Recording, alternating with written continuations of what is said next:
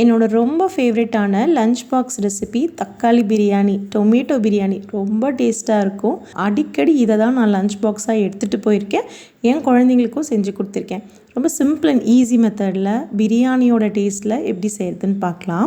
நான் இன்றைக்கி சீரக சம்பா தான் எடுத்திருக்கேன். ஒரு 1/2 கிலோ சீரக சம்பாவை ஒரு 2-3 தடவை நல்லா கழுவிட்டு ஃப்ரெஷ்ஷான தண்ணி ஊற்றி ஊற வச்சிடலாம். இது ஒரு 20 நிமிஷம் அப்படியே ஊறட்டும். 3 டேபிள் ஸ்பூன் எண்ணெய், பிரியாணி ஸ்பைசஸ் எல்லாம் உள்ளே சேர்த்துக்கலாம். அளவெல்லாம் நான் டிஸ்கிரிப்ஷன் பாக்ஸ்லையும் ஃபஸ்ட்டு கமெண்ட்லையும் பின் பண்ணுறேன், செக் பண்ணி பார்த்துக்கோங்க. 3 பெரிய வெங்காயம், உப்பு, உங்கள் காரத்துக்கு ஏற்ற மாதிரி பச்சை மிளகாய் சேர்த்து நல்லா வதக்கிட்டு 3 டேபிள் ஸ்பூன் இஞ்சி பூண்டு பேஸ்ட் சேர்த்து நல்லா வதக்கிட்டு 1/2 ஸ்பூன் மிளகாய் தூள், கொஞ்சமாக மஞ்சத்தூள் சேர்த்து 3 பழுத்த மீடியம் சைஸ் தக்காளியும் சேர்த்து நல்லா வதக்கிட்டு புதினா, கொத்தமல்லி தழை, ஒரு 1/2 கப் தயிரும் சேர்த்து நல்லா தொக்கு பதத்துக்கு வதக்கி எடுத்துக்கலாம். இப்போ 1 கப் அரிசிக்கு 1.5 கப் தண்ணி சேர்த்த போகிறோம். நம்ம அரிசி ஊற வச்சோம் இல்லைங்களா, அந்த தண்ணியை சேர்த்துக்கலாம். அதில் நல்ல இந்த சீரக சம்பா அரிசியோட ஃப்ளேவர் இறங்கியிருக்கும். ஸோ அந்த தண்ணியவே நம்ம யூஸ் பண்ணிக்கலாம். தண்ணி நல்லா கொதிச்சு வந்ததும் ஊற வச்சிருந்த அரிசி உள்ளே சேர்த்து லைட்டாக கலந்து விட்டுட்டு இதை மூடி மீடியம் ஃப்ளேம்லேயே ஒரு 10 நிமிஷம் வேக வைக்கலாம். தண்ணியும் அரிசியும் சம அளவு வந்ததும் 1 ஸ்பூன் நெய் சேர்த்து அதை மூடி மேலே ஒரு வெயிட் வச்சு ஸ்டவ்வை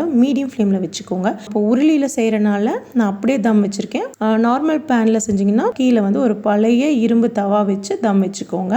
இப்போ நான் ஓப்பன் பண்ணி காட்டுறேன். நல்லா பொலன்னு உதிரியாக இருக்குது பாருங்களேன். மசாலாவும் நல்லா சூப்பராக கூட்டாக இருக்கனால நீங்கள் லஞ்ச் பாக்ஸுக்கு சாப்பிடும்போது கூட ட்ரையாக இருக்காது. கண்டிப்பாக ட்ரை பண்ணி பாருங்கள்.